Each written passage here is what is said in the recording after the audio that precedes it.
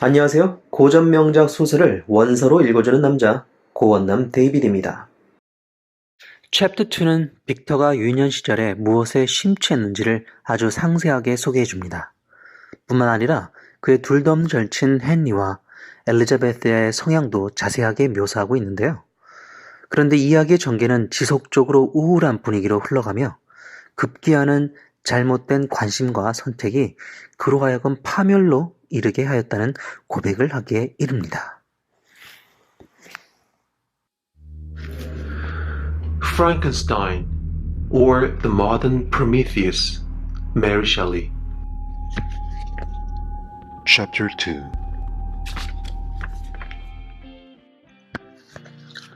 We were brought up together. There was not quite a year difference in our ages. I need not say that we were strangers to any species of disunion or dispute. Harmony was the soul of our companionship, and the diversity and contrast that subsisted in our characters drew us nearer together. Elizabeth was of a calmer and more concentrated disposition, but with all my ardour, I was capable of a more intense application and was more deeply smitten with the thirst for knowledge. She busied herself with following the aerial creations of the poets, and in the majestic and the wondrous scenes which surrounded our Swiss home. The sublime shapes of the mountains, the changes of the seasons, tempest and calm, the silence of winter, and the life and turbulence of our alpine summers, she found ample scope for admiration and delight, while my companion contemplated with a serious and satisfied spirit the magnificent appearances of things. I delighted in investigating their causes. The world was to me a secret which I desired to divine. Curiosity, earnest research to learn the hidden laws of nature, gladness akin to rapture, as they were unfolded to me, are among the earliest sensations I can remember. On the birth of a second son, my junior by 7 years, my parents gave up entirely their wandering life and fixed themselves in their native country. We possessed a house in Geneva and a campaign on Belrive, the eastern shore of the lake, at the distance of rather more than a league from the city. We resided principally in the latter, and the lives of my parents were passed in considerable seclusion. It was my temper to avoid a crowd and to attach myself fervently to a few. I was indifferent, therefore, to my schoolfellows in general, but I united myself in the bonds of the closest friendship to one among them. Henry Clovel was the son of a merchant of Geneva. He was a boy of singular talent and fancy. He loved enterprise, hardship, and even danger for its own sake. He was deeply read in books of chivalry and romance. He composed heroic songs and began to write many a tale of enchantment and knightly adventure. He tried to make us act plays and to enter into masquerades in which the characters were drawn from the heroes of Roncesvalles, of the Round Table of King Arthur, and the chivalrous train who shed their blood to redeem the Holy Sepulchre from the hands of infidels. No human being could have passed a happier childhood than myself. My parents were possessed by the very spirit of kindness and indulgence. We felt that they were not the tyrants to rule our lot according to their caprice, but the agents and creators of all the many delights which we enjoyed. When I mingled with other families, I distinctly discerned how peculiarly fortunate my lot was, and gratitude assisted the development of filial love. My temper was sometimes violent, and my passions vehement, but by some law in my temperature, they were turned not towards childish pursuit, but to an eager desire to learn, and not to learn all things indiscriminately. I confess that neither the structure of languages, nor the code of governments, nor the politics of various states possessed attractions for me.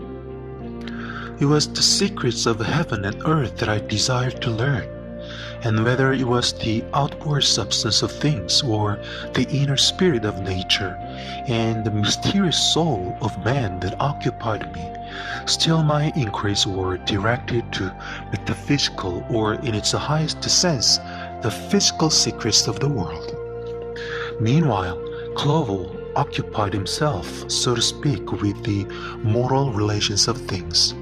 The busy stage of life, the virtues of heroes, and the actions of men were his theme, and his hope and his dream was to become one among those whose names are recorded in story as the gallant and adventurous benefactors of our species. The saintly soul of Elizabeth shone like a shrine dedicated lamp in our peaceful home. Her sympathy was ours, her smile, her soft voice, the sweet glance of her celestial eyes were ever there to bless and animate us. She was the living spirit of love to soften and attract.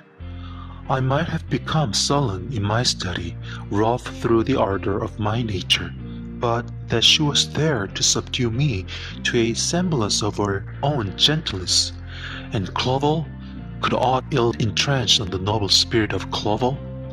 Yet he might not have been so perfectly humane, so thoughtful in his generosity, so full of kindness and tenderness amidst his passion for adventurous exploit, had she not unfolded to him real loveliness of beneficence and made the doing good the end and aim of his soaring ambition. I feel exquisite pleasure in dwelling on the recollections of childhood, before misfortune had tainted my mind and changed its bright visions of extensive usefulness into gloomy and narrow reflections upon self.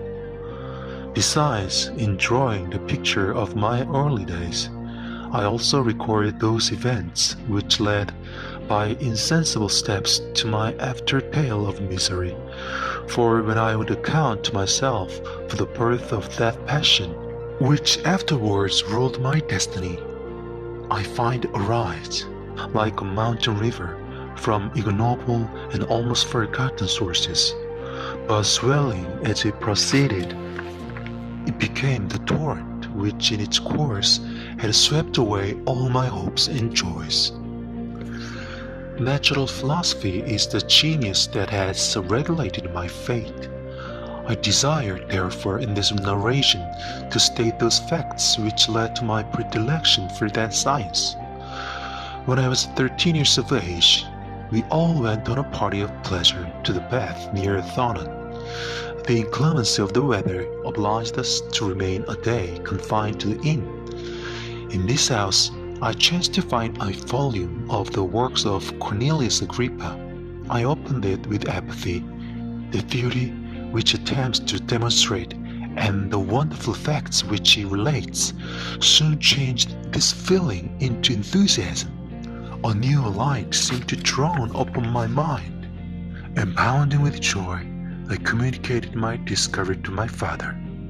My father looked carelessly at the title page of my book and said, "Ah, Cornelius Agrippa? My dear Victor, do not waste your time upon this. It is sad trash."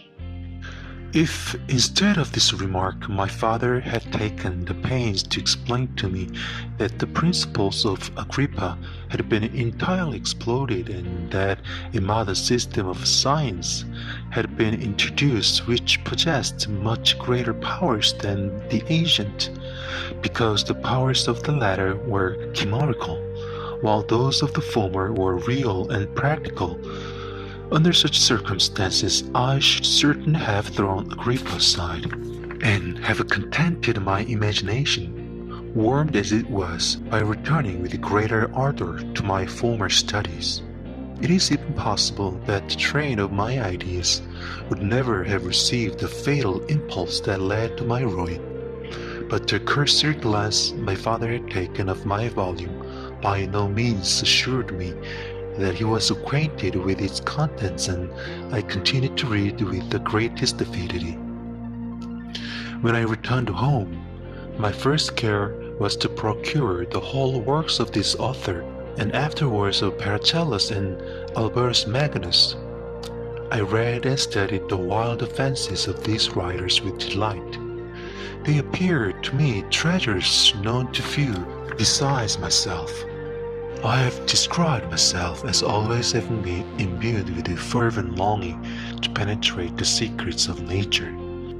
In spite of the intense labor and wonderful discoveries of modern philosophers, I always came from my studies discontented and unsatisfied. Sir Isaac Newton is said to have avowed that he felt like a child picking up shells beside the great and unexplored ocean of truth. Those of his successors in each branch of natural philosophy with whom I was acquainted appeared even to my boy's apprehensions as tyros engaged in the same pursuit. The untaught peasant beheld the elements around him and was acquainted with their practical uses. The most learned philosopher knew little more. He had partially unveiled the face of nature, but her immortal lineaments were still a wonder and a mystery. He might dissect, anatomize, and give names, but not to speak of a final cause. Causes in their secondary and tertiary grades were utterly unknown to him. I had gazed upon the fortifications and impediments that seemed to keep human beings from entering the citadel of nature, and rashly and ignorantly I had repined. But here were books, and here were men who had penetrated deeper and knew more. I took their word for all that they averred, and I became their disciple. It may appear strange that such should arise in the 18th century. But while I followed the routine of education in the schools of Geneva, I was to a great degree self-taught with regard of my favorite studies.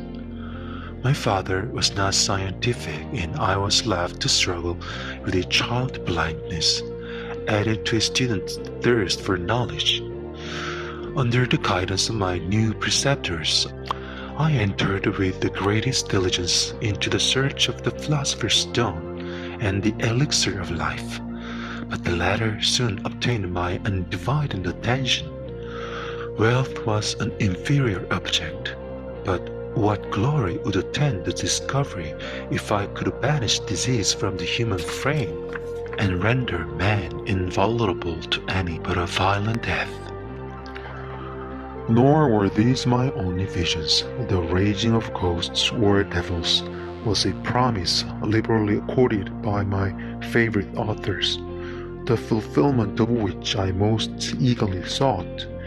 And if my incantations were always unsuccessful, I attributed the failure rather to my own inexperience and mistake than to want of skill or fidelity in my instructors. And thus for a time I was occupied by exploded systems, mingling like an adept, 1,000 contradictory theories, and floundering desperately in a very slough of multifarious knowledge, guided by an ardent imagination and childish reasoning, till an accident again changed the current of my ideas. When I was about 15 years old, we had retired to our house near Bellerive, when we witnessed a most violent and terrible thunderstorm. It advanced from behind the mountains of Jura, and the thunders burst at once with frightful loudness from various quarters of the heavens.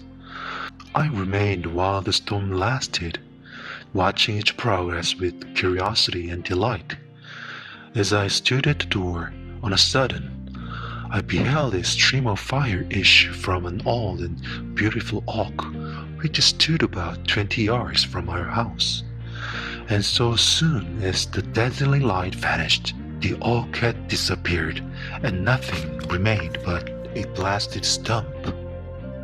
When I visited it the next morning, we found the tree shattered in a singular manner. It was not splintered by the shock, but entirely reduced to thin ribbons of wood. I never beheld anything so utterly destroyed. Before this, I was not unacquainted with the more obvious laws of electricity. On this occasion, a man of great research in natural philosophy was with us, and excited by this catastrophe, he entered on the explanation of a theory which he had formed on the subject of electricity and galvanism, which was at once new and astonishing to me. All that he said threw greatly into the shade Cornelius Agrippa, Albertus Magnus, and Paracelsus, the lords of my imagination. But by some fatality, the overthrow of this man disinclined me to pursue my accustomed studies. It seemed to me as if nothing would or could ever be known. All that had so long engaged my attention suddenly grew despicable. By one of those caprices of the mind which we are perhaps most subject to in early youth, I at once gave up my former occupations, set down natural history and all its progeny as a deformed and abortive creation, and entertained the greatest disdain for a would-be science which could never even step within the threshold of real knowledge. In this mood of mind, I betook myself to the mathematics, and the branches of study appertaining to that science as being built upon secure foundations, and so worthy of my consideration. Thus strangely are our souls constructed, and by such slight ligaments are we bound to prosperity or ruin. When I look back, it seems to me as if this almost miraculous change of inclination and will was the immediate suggestion of the guardian angel of my life. The last effort made by the spirit of preservation to avert the storm that was even then hanging in the stars and ready to envelope me. Her victory was announced by an unusual tranquility and gladness of soul which followed the relinquishing of my ancient and latterly tormenting studies. It was thus that I was to be taught to associate evil with their prosecution, happiness with their disregard. It was a strong effort of the spirit of good, but it was ineffectual. Destiny was too potent, and her immutable laws had decreed my utter and terrible destruction.